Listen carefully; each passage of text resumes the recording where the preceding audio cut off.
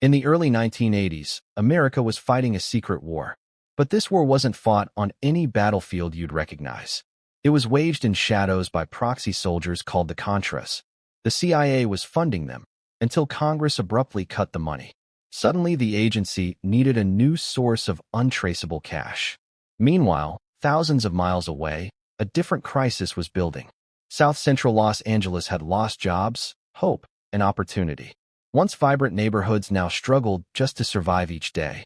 These two worlds seemed completely separate and totally unconnected.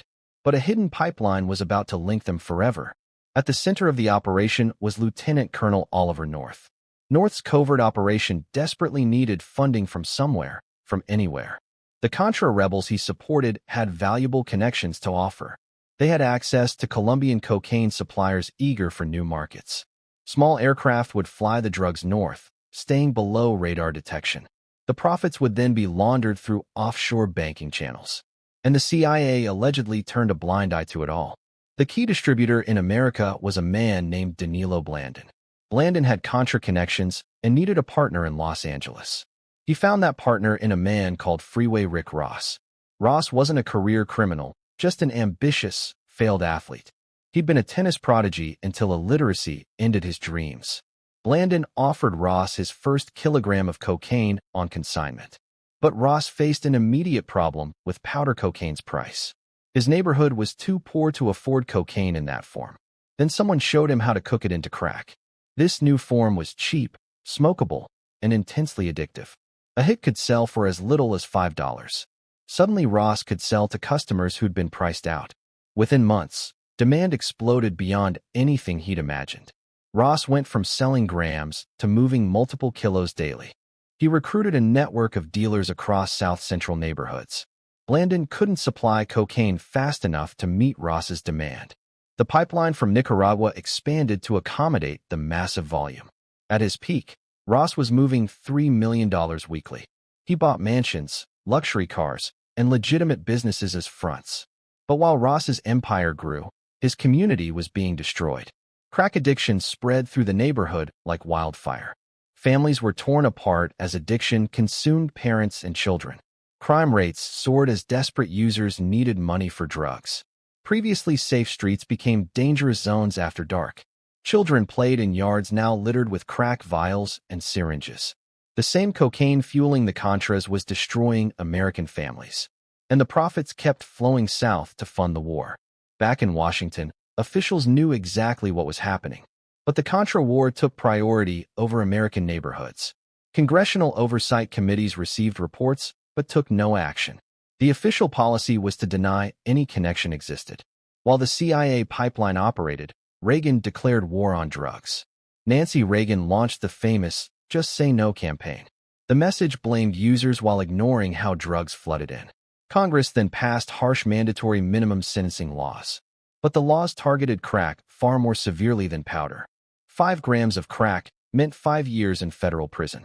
But you'd need 500 grams of powder for equivalent time. This disparity targeted black communities while protecting wealthy white users. Federal prisons filled with nonviolent crack offenders serving decades. Meanwhile, the suppliers faced little to no legal consequences.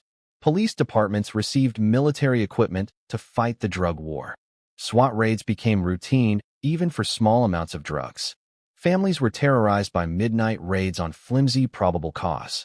Asset forfeiture laws let police seize property without conviction. Meanwhile, tons of cocaine continued flowing through CIA-linked channels. The same neighborhoods being raided were supplied by protected sources. For years, whispers circulated about CIA involvement with traffickers. But mainstream media dismissed the claims as conspiracy theory. Then in 1996, a reporter named Gary Webb changed everything. Webb worked for the San Jose Mercury News in California. He'd received a tip about the Contra cocaine connection. Webb spent over a year investigating, following every lead. He interviewed Freeway Rick Ross in federal prison.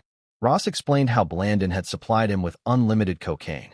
Webb tracked down Danilo Blandin, who'd become a DEA informant. Blandin admitted under oath his Contra connections and CIA knowledge. Webb obtained declassified documents showing CIA had known all along. In August 1996, the Mercury News published Dark Alliance. The series exposed the CIA-Contra connection in devastating detail. The story exploded, particularly in the Black community. Town halls filled with citizens demanding answers from the government. Congressional representatives faced furious constituents seeking accountability. But then something unexpected happened to Gary Webb. The country's largest newspapers launched a coordinated attack on him. The CIA released statements calling his reporting conspiracy theory. Major media accused Webb of exaggeration despite his evidence. His own newspaper, facing pressure, began distancing from the series. Webb was eventually reassigned to a bureau far from investigative work. He left journalism entirely, his reputation deliberately destroyed. But years later, official investigations proved Webb had been right. A CIA Inspector General report confirmed the agency knew about trafficking. The report admitted CIA had worked with dozens of traffickers. It confirmed Webb's central allegation about Contra-connected drug operations. The Justice Department reached similar conclusions in their investigation. But by then, Gary Webb was dead. In December 2004, he was found with 2 gunshot wounds. The death was ruled suicide, though questions remain. Today, decades later, the crack epidemic's scars remain. Entire generations grew up with mass incarceration affecting every family. The sentencing disparity wasn't reduced until 2010, 24 years late. By then, hundreds of thousands had already served excessive sentences. The CIA has never been held accountable for its role. No officials faced prosecution for enabling the drug pipeline. Documents remain classified, keeping the full truth still hidden.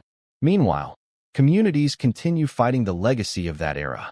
Activists work to expunge records and free those still imprisoned. Gary Webb is now recognized as a hero of investigative journalism. His story reminds us why speaking truth to power matters. Even when institutions align against you, the truth still matters. The Dark Alliance series exposed a betrayal of American citizens. It revealed how covert operations can destroy communities at home. And it showed that accountability requires persistent, courageous journalism. The CIA, cocaine, and the neighborhoods they destroyed. This is the story they tried to bury. Don't forget to subscribe on your way out. See you next video.